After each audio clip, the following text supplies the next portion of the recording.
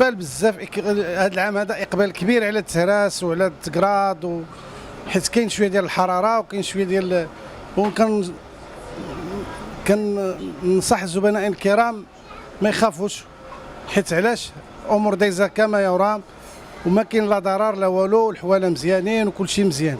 كان شويه الغلاء في السوق ولكن رحمه الله، المهم راه كل شيء عيد وكل شيء دوز الامور ديالو هانيه. بدينا بالصباح بكري اليوم بزاف، 8 الصباح بدينا على حسب